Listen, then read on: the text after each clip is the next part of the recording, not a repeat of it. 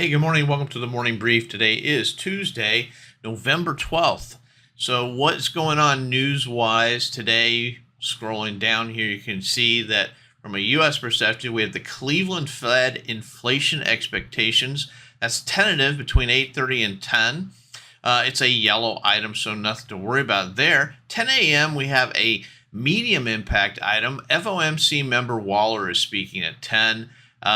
We've got some economic optimism reports. That's between 10 and 10:15. Another FOMC member speaking at 10:15, member Barkin. And at 2 p.m., member Kashkari speaking as well. We also have the loan officer survey. These are all low impact items, but are of interest.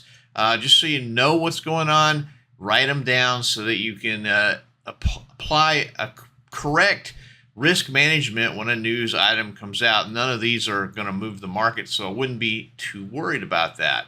Moving on, looking at the daily chart, we've got 1, 2, 3, 4, 5. This is 5 days in a row. Remember, the market loves 3s, 5s, and 7s. We're not counting this as a green item simply because you can see the close here is well above the close here, and this is a kind of an interesting anomaly that happens in software packages where the open was lower than the close, so it gives it a green item instead of looking at the previous day's close.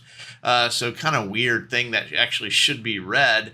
But 5 days up, so the market loves 3s, 5s, 7s, and 12s. So that would lead us to believe that this could either be a down day or we could be moving on up towards that magic 7 number. This looks really toppy to me. I think we're going to turn over and maybe have a down day. However, remember, turnaround Tuesday. Tuesdays are high probability days to the upside. In fact, today is 57.1 from the Stock Traders Almanac, 57.1 today.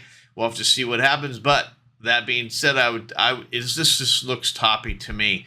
Got compression in the size of the day, of the range, and then it just sort of looks like it's topping out here. So we'll have to wait and see what happens. Obviously, declining volume also kind of contributes to that scenario.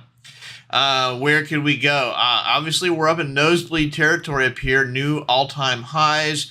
So nowhere to go but up, possibly. Where could it go? I think 60, 80 is definitely within range. On the downside, maybe that 59.50 area if we get some decent momentum to the bottom going.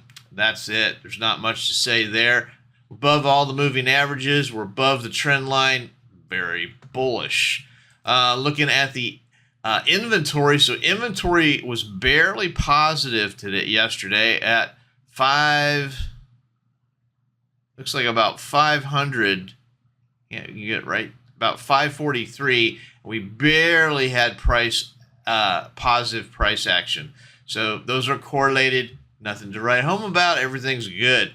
Overnight action. The range overnight was only 20 points, so that's kind of average, which we haven't had in a while. Average is good. Where is support and resistance? Remember, on the upside, it's all guesstimation. So we have some guesstimation at 60.52, 60.74.50, just under 6,100, 60.98.50. That's all speculation because we've never been up there before. On the downside, where do we have support? Of course, 6,000 is going to be the big round number.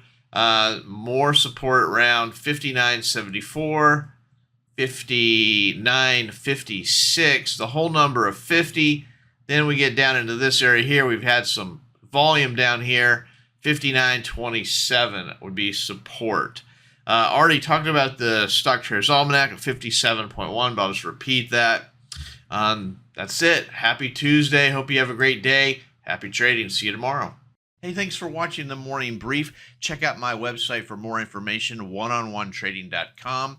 Take a look at the Troy levels, a trade location finder for the futures markets. Help you find those levels of support and resistance that are just so hard to find. I also do personal coaching and mentorships. So go ahead and take a look at my website, oneononetrading.com. Thanks.